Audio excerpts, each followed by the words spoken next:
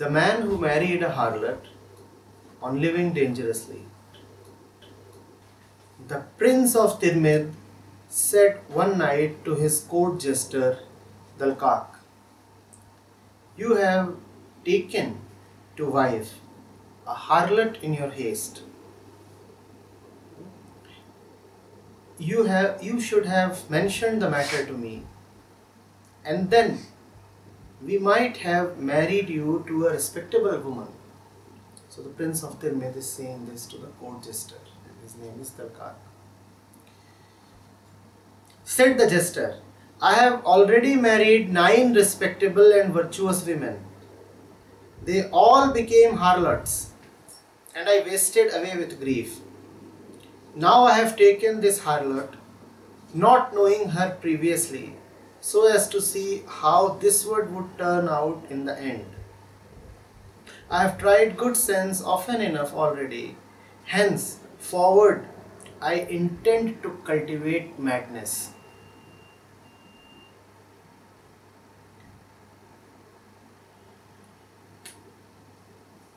Let safety go and live dangerously. Forsake good repute, be notorious and a scandal. I have made trial of provident good sense. Hereafter I am going to make myself mad.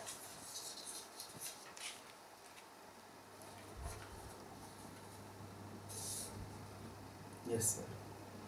So पहले तो मैं ये समझना चाहूँगा कि इसमें what is he trying to say? He is trying to say that 9 of your choices should be enough to cultivate some sense in you. 9 instances of your choices going bad should be enough to drill some sense in your mind. And if you are not, then you are worse than a court jester. You know who a court jester is? A joker, whose only job is to make others laugh. A court is a serious place. People are tense, heavy matters. So court jester is often placed there. What does he do? When he sees that the atmosphere is quite tense, he suddenly cracks a joke, or he does something that makes people laugh.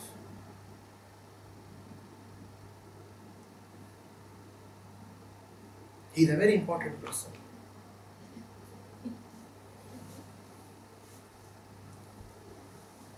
He does, in this case at least, what the so-called respectable and serious people won't be able to do. And he does that twice. In the first instance, he does that by marrying 9 times. It is beyond normal human capacity. People are unable to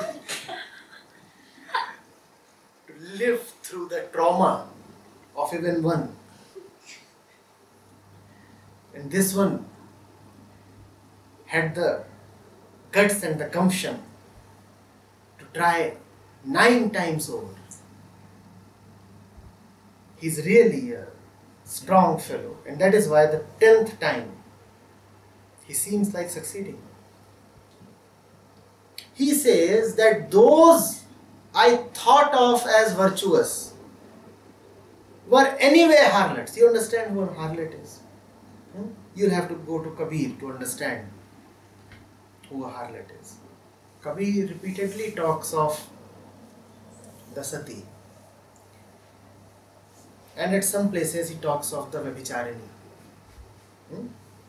which he also calls as Beswa, Vishya. The difference between the two is, when a little away from the center, the sati is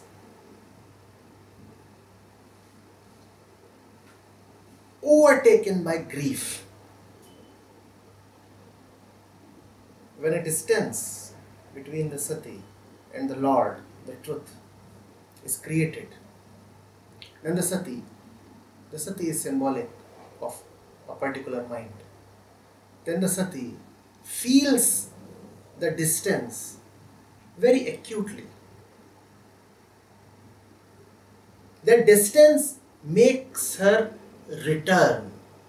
She says, I am feeling that a distance has been created, I'll have to return. And the Vyabhicharini, when she finds that now there is a distance between her and the truth, the Lord, then she takes this as an opportunity to go further away. These are the two types of minds.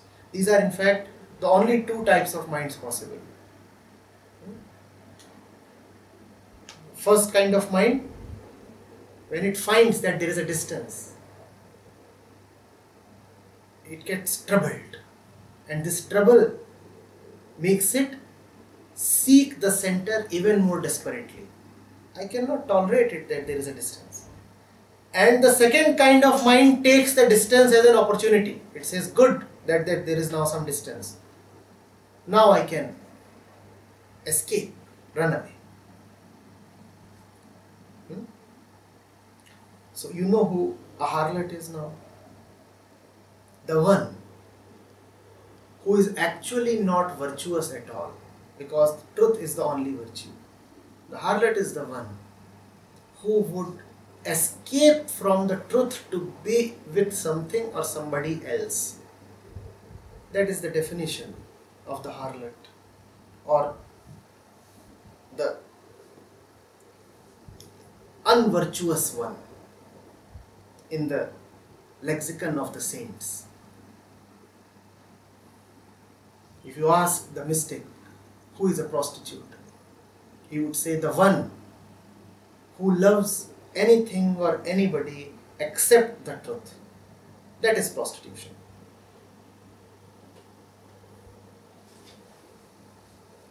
To be attracted towards anything or anybody but silence is prostitution. So, the court-jester, Dalqak, he's saying, I thought when I married them that they were virtuous women, but now I have seen in all the 9 cases that they were attracted to something besides the truth. One might be attracted to riches. One might be attracted to power. One might be very particular about her pride. One might be very attracted to her own beauty. One of them might be very attracted even to Dalqak. And all of that proves that they are not virtuous at all. They are harlots.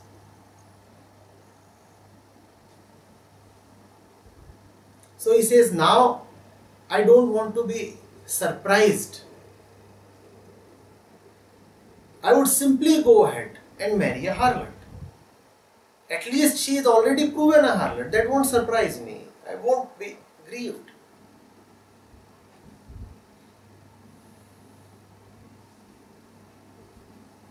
And a harlot who is known as a harlot has some potential.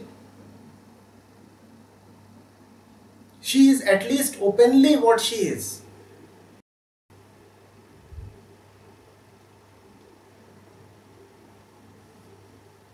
I've heard a story.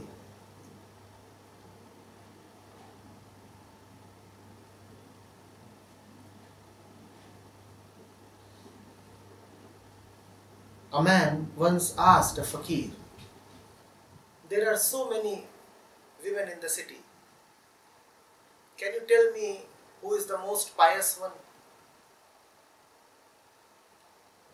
The fakir pointed to the most infamous, notorious prostitute. He said, this one is the most pious woman in the city.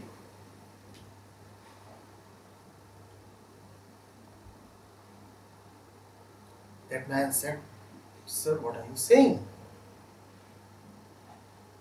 It is common knowledge that she is a sex worker. The fakir said, I maintain that she is very pious. The man said, how? The fakir said, when she is with somebody, she is only with that person.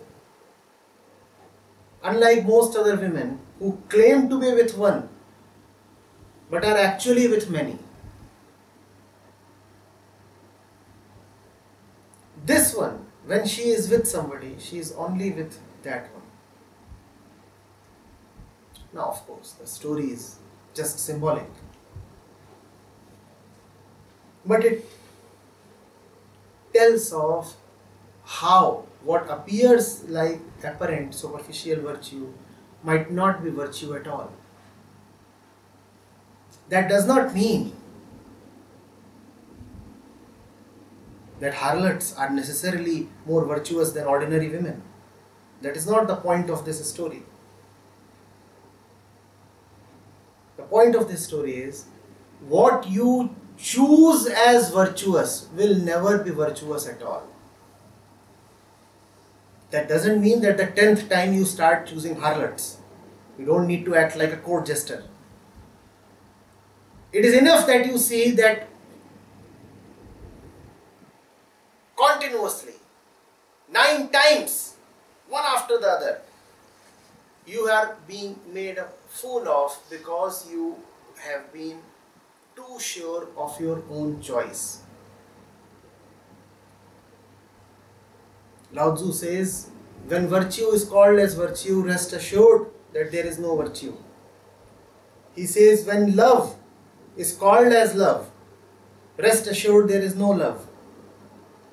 He says, whenever a thing becomes apparent, rest assured that the thing is totally absent.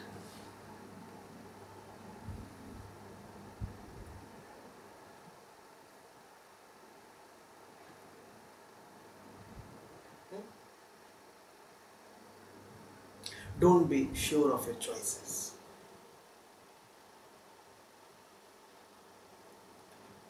You would be fooled.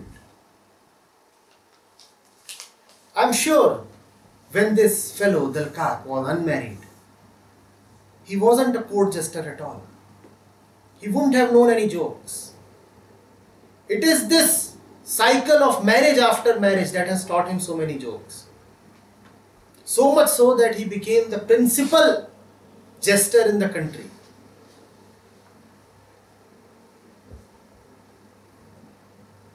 His sufferings elevated him to the position of the court jester. When life is a joke, then you can so easily crack jokes. And nobody knows the joke that life is better than someone who has 9 wives, or better than someone who has tried 9 times.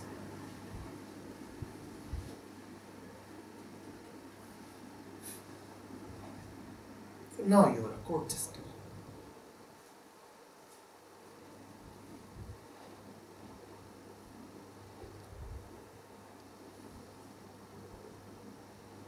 Someone needs to try. Either you will get enlightened or we will get some good jokes.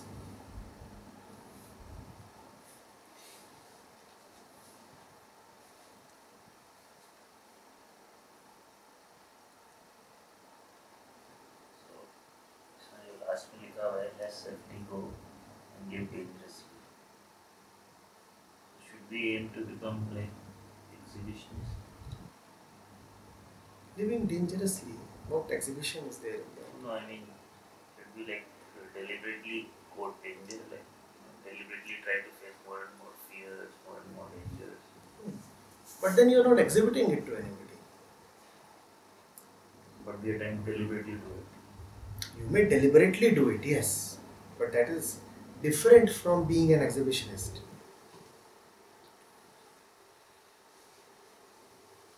You see, this thing called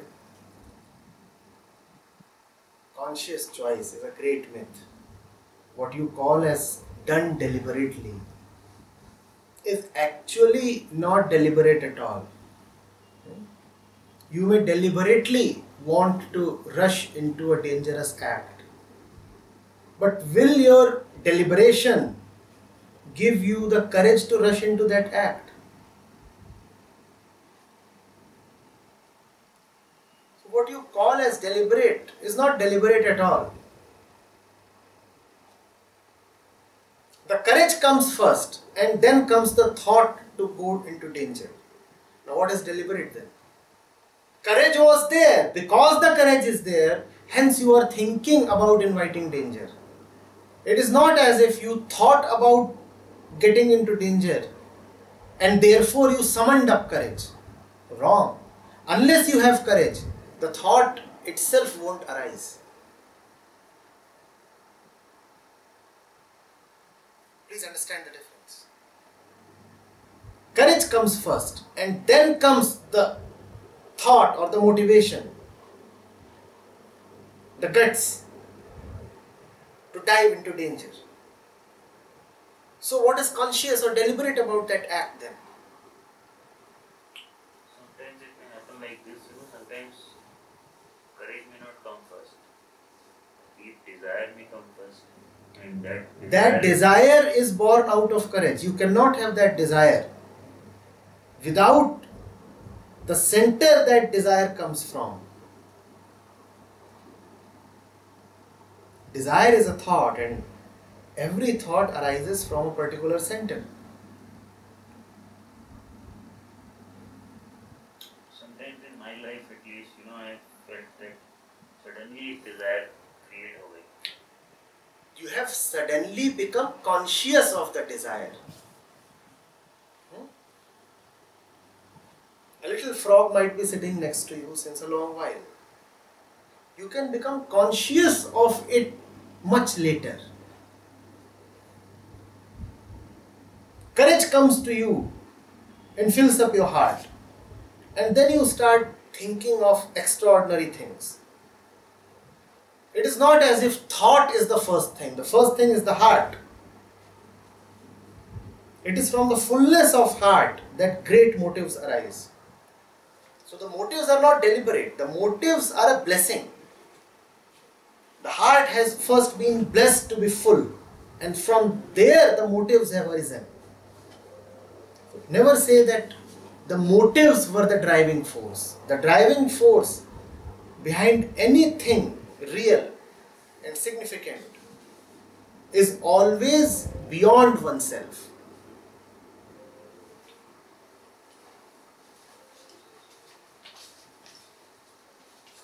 That is why when we think and do something, in that there is not great force. But when there is inner purpose that we have to do, then there is a very great force behind it. Yes, yes.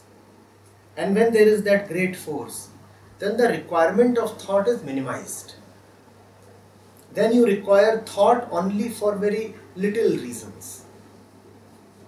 And that inspiration stays with us. It does not leave in that place. It depends on you. The question is not whether that inspiration stays with you. The question is whether you stay with that inspiration. The choice to summon the inspiration is never there. But the choice to rush away from the inspiration is there. That choice is called Maya. You can never summon God to yourself. It is impossible. But the choice to rush away from God is there with you. That choice is Maya because that choice is a fake choice. It is not a choice at all. But you feel as if you can really rush away from God. The fish in the ocean gets angry with the ocean and rushes away in great speed. I don't want to talk to you, I am going away. The fish is now angry. The fish is telling to the ocean, I am going away. And yes, it is indeed going away. Great speed. Waving its tail. I won't talk to you. That's how you get away from God. It's Maya because you never really actually get away. But in your mind, you indeed have gotten away. And that's what matters. In your mind, you are away. So your mind suffers. no better gift. When the ocean comes to you as a lover, marry at once, quickly, for God's sake. Don't postpone it. Existence has no better gift. No amount of searching will find this. A perfect falcon, for no reason, has landed on your shoulder and become yours. Tells you of two things. One, how precious the ocean and the falcon are. And the second thing that is not explicitly mentioned is how rare the ocean and the falcon are. Rumi is saying, when the ocean comes to you, marry it quickly, don't postpone it. Equally, he is saying, be extremely cautious of who has come to you, because given what you are, it would be extremely rare that the ocean comes to you. Given that we live in mirror houses, eco houses, what comes to us? Our own image, our own voice. The ocean comes only to the ocean. If you are a little one, rest assured only the little one would have come to you. So be cautious. Don't marry him.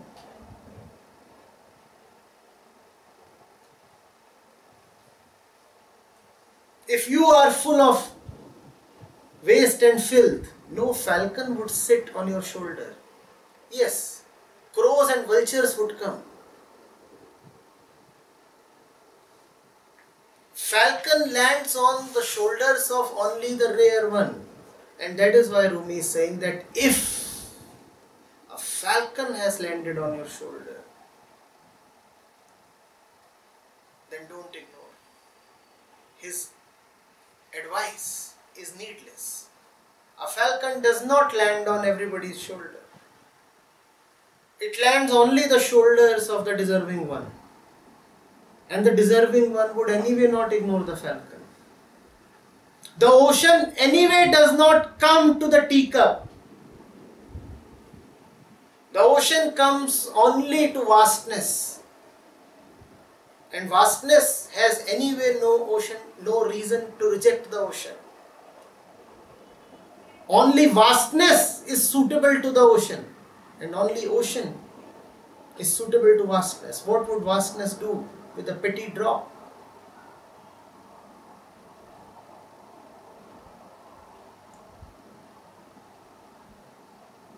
The thing to be learned from this verse is,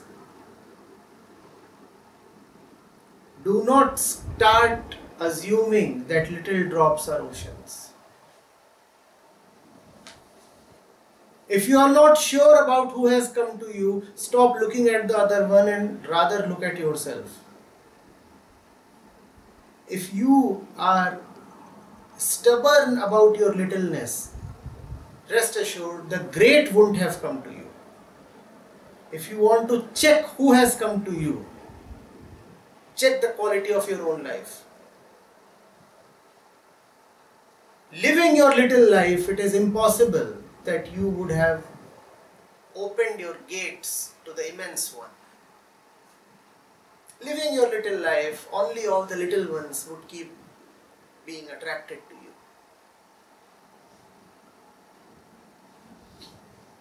Do not name these little ones as oceans, Rumi is cautioning. You must be very particular about welcoming the ocean, and you must be even more particular about not welcoming the little drops.